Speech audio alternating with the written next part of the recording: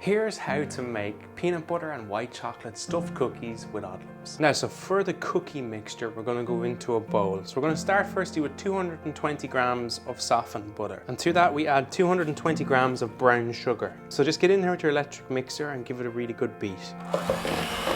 Now, so we're going to add in 2 eggs, but one at a time. Beat in between. And next we're going to add 4 teaspoons of cocoa powder. 250 grams of the new Odlums self-raising super flour. We have 120 grams of white chocolate chips, and we're just going to get in there with our spatula now and bring this all together. A good spoonful of the mixture. And just go onto our tray lined with parchment paper.